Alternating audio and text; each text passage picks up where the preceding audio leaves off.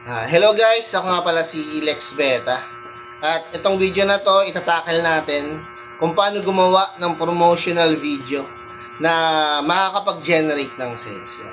Kasi napapansin ko, meron tayong mga affiliate na hirap pa rin, hirap silang mag-generate ng sales. So, ito tips lang to guys. Hindi ko sinasabing magaling ako or professional ako.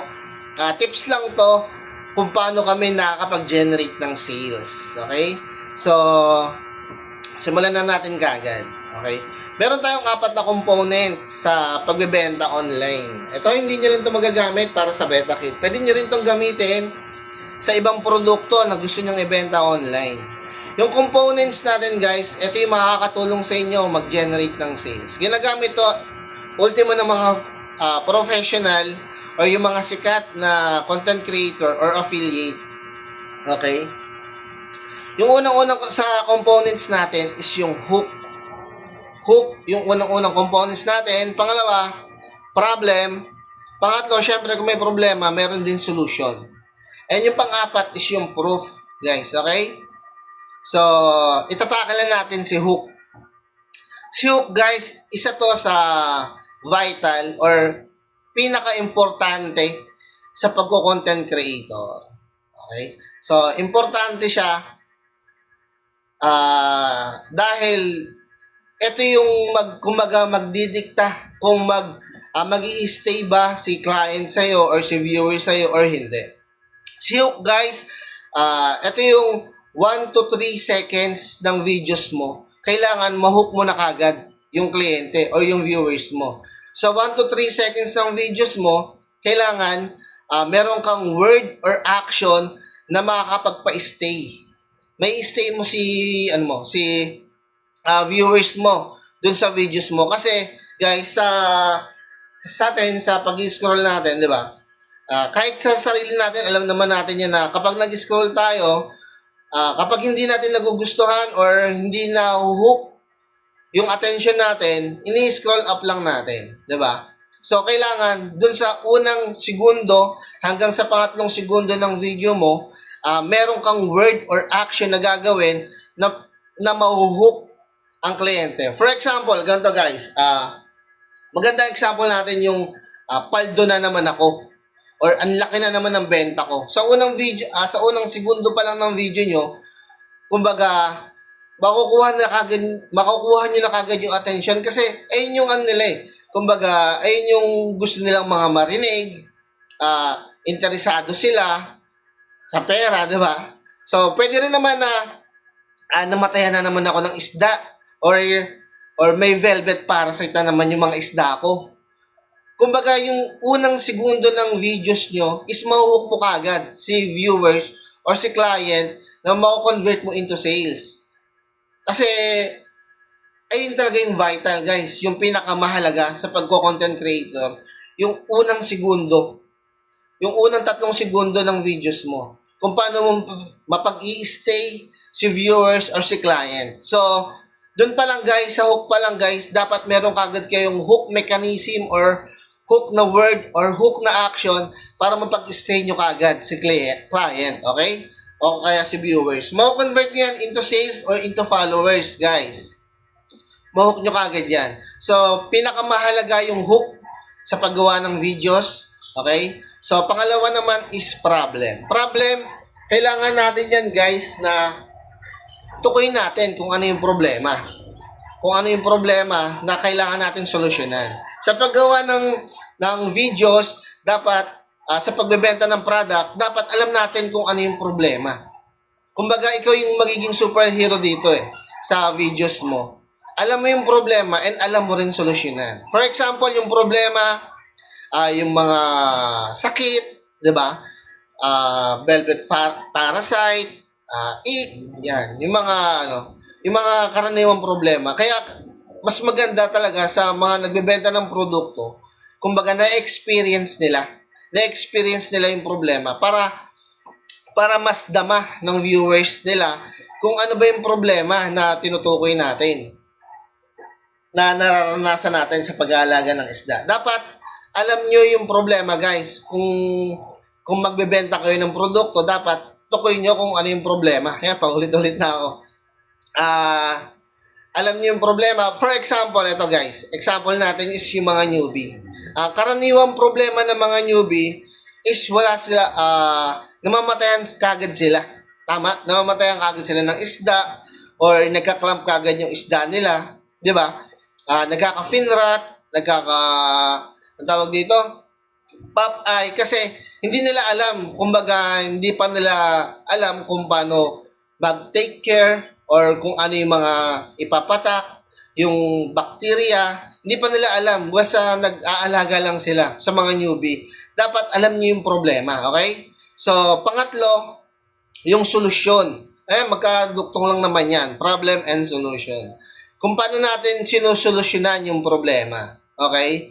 For example natin, si Betakit Cure. Yan, yung pinakamalakas natin na produkto. Si Betakit Cure, guys, madali na siyang ibenta kasi napakarami niya ng kumbaga pinasayang kliyente. Napakarami niya ng repeat clients. So, i-hook nyo na lang sila sa videos nyo para bumili ulit. So, ganito. Sa solution naman, guys, ipapakita natin kung paano natin sinusolusyonan yung problema. Okay? Ito yung pangatlong components natin, guys. Yung una, hook. Pangalawa, problem. Pangatlo, solution. Sa solution, kung paano natin ginagawa, mag-i-example tayo or gagawa tayo ng videos kung paano yung procedure natin sa pagpapagaling ng sakit. For example, velvet parasite. Yan.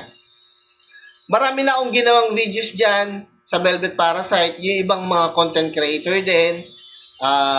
Marami na tayong videos na raw materials na pwedeng gayahin or pwedeng i-edit or pwedeng gawin din natin kung meron tayong Betakit Cure.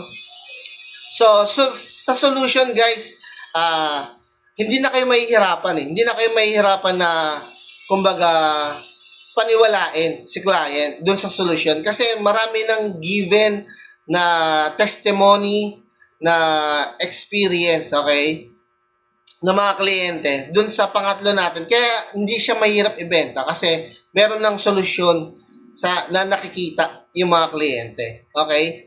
Ganito yan, guys. Sa pagbebenta kasi ng product, hindi mismo yung product yung ito yung tips, guys, sa pagbebenta ng produkto, hindi mismo yung produkto yung gagawin yung highlight sa videos niyo. Sa pagbebenta kasi, sa marketing kasi, guys, sa pagbebenta ng produkto, mas mahalaga yung experience, yung ma-experience ng kliyente kapag ginamit yung produkto nyo. Okay? Sir Lex, paano yan? For example, meron akong mga kliyente na newbie, meron din akong mga kliyente na vets. Sa mga newbie muna tayo. Sa mga newbie, ang karaniwan na sinasabi nila dyan, Sir Lex, thank you sa product mo, sa Betakit Cure, kasi nawala yung sakit ng ulo ko. Kumbaga, napanatag ako na mag-alaga ng marami pang isda dahil dito sa produkto mo. Kasi nung nag-clamp yung isda ko, gumaling. Kumbaga, yung experience nila, guys, yung ibebenta nyo. Yung experience mo mismo, yung ibebenta mo dun sa kliyente mo, na para mas mag-generate siya ng sales. Kumbaga, hindi mismo si Betakit Cure ang ibenta mo. Ang ibenta mo yung naranasan mo, yung experience ng mga kliyente mo, o yung mga experience ng mga nasa reviews ng produkto natin. Mahalaga yan, guys, sa pagbebenta ng produkto, kung ano yung nararamdaman ng kliyente na gumamit ang produkto mo, ayun yung i-highlights mo doon sa videos mo. Okay? So, yung naramdaman nila. Then, sa mga vets naman, nawala yung sakit sa ulo nila, yung hirap nila sa pag-aalaga ng isda, sa pagpapalaki ng isda, kasi nga may Betakit Cure or may probiotics na tumutulong sa pagpapalaki. Ganun, guys, yung experience, yung mahalaga doon, yung nararamdaman ng kliyente or nung gumagamit, yun yung i-highlights nyo sa videos nyo. Sobrang effective nito, guys, sa pagbebenta. Okay? Hindi nyo lang ito magagamit sa Betakit, sa mga Betakit product natin. Pwede nyo itong gamitin, guys, sa kahit anong produkto na gusto nyo ibenta online. Effective to, guys. Yung solution, etong components na to, then yung kung paano mo kung paano ka magbebenta ng produkto. Hindi mismo yung produkto, yung experience yung ibenta nyo sa kliyente nyo, guys. Okay? Then yung proof, sobrang dami na natin proof. Yung pang-apat na components natin, yung proof. Sobrang dami na natin proof, guys. Sobrang dami na natin proof na pwede nyong ipakita. Pwede kayong pumunta sa Orange app natin. Then, tignan nyo yung reviews doon. Eto guys, tips. Yung highest, high flyers natin o yung high seller natin, yung kumikita ng 30K monthly. Ang ginagawa nun guys, kadalasan nagpo-post siya, hindi videos. Nagpo-post lang siya ng typing lang guys, character lang, type lang. Pinopost niya lang yung mga na-experience or yung mga reviews ng mga kliyente niya. Kung wala pa kayong kliyente, pwede naman kayong kumuha sa akin sa page ko mismo. I-crop nyo lang. Kuha lang kayo ng mga reviews doon, yung before and after. Then sa Orange app, makakita kayo doon sa damakmak, sobrang daming reviews. Kuha lang kayo ng mga experience ng mga gumamit ng product natin. Then i-post nyo lang. Lagyan nyo ng link. Ganun lang kasimple guys. Effective din yan, nakakapag-generate din yan ng sales. Kasi, kumbaga hindi na yung seller yung nagbebenta Kumbaga ang nagiging punto dito is yung experience, yung result ng product natin, ayun yung nag-generate ng sale. Pinapakita lang natin sa mga possible clients natin para mag-generate din into sales natin. Guys, 15% yung commission natin. So, sa tingin ko, tayo yung pinakamataas. Sa tingin ko, kasi karaniwan naman kung nag-affiliate ka talaga, karaniwan sa commission dyan, 3%, 5%, di ba? Bibihira yung 10%. Pero tayo guys, 15%. Bakit 15% yung nilagay ni BetaKit natin sa Kasi guys, actually, gusto ko din makatulong. Gusto ko din makatulong sa mga hobbyist, sa mga nagbebeta, naggagapi, sa mga ornamental fish. Gusto ko rin makatulong na makapag-generate sila ng pera. Kasi, ayun yung unang-unang problema pag pumasok ka sa hobby na to. Yung unang-unang problema dyan, guys, yung, kunyari, kung may asawa ka, yung asawa mo, kikita ka ba dyan, di ba? May mga ganong factors sa nanay mo. Ano ba yung ginagawa mo? Pagkakakitaan mo ba yan? Kumbaga, kailangan may mapala ka dun sa ginagawa mo. So, para sa akin, individual na ako, na gusto kong makatulong din sa katulad kong hobbyist na sa pag-aalaga ng isda, kumikita ako. Kumaga ganon. Kaya, nilakihan ko na into 15% yung commission natin na hindi nyo makikita sa iba guys, na sa ibang produkto na 5%, 3%, into 8, 10% lang. Tayo 15 guys. Gusto ko kasi guys na maramdaman nyo yung kita. Kumbaga yung 15% guys, actually sa tindahan, sa karaniwang tindahan, ang percent lang ng kita nila dyan, yung puhunan nila halimbawa, 100 sa produkto. Ang tubo lang nila dyan, 5 pesos. 5% lang kasi yung tindahan. Minsan nga, 3% to 8% lang yung mga tindahan, guys. Yung karaniwang tindahan. So, tayo dito, sa BetaKit product natin, 15%. Mas mataas pa sa tindahan. Okay? So, pwede nyong angkinin Pwede nyong angkinin mismo yung produkto na sa inyo mismo yung produkto. Kasi nga, yung commission nyo dito, guys, 15%. Sobrang laki. Guys, sobrang laki. Kaya meron yung highest seller natin, guys, umaabot siya ng 30,000 monthly. Dahil nga sa laki ng commission natin, nakagawa lang siya ng videos na 61K views. Nag-generate lang yun ng 134 na sales. Yun, kumita na kagad siya, guys.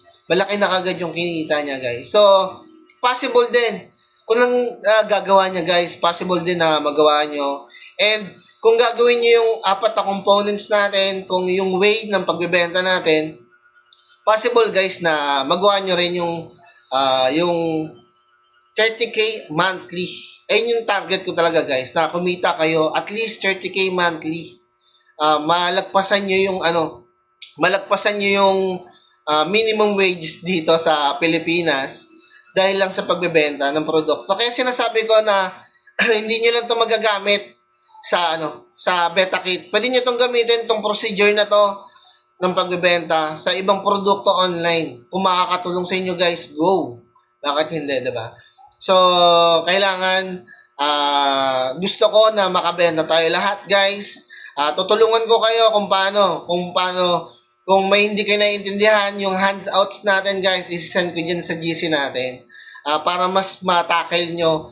Pwede nyo itong balikan yung video natin kung paano ko ginagawa yung apat na components kung na pagbebenta. Pwede nyo balikan itong video na to. Kaya gumawa ako ng raw video.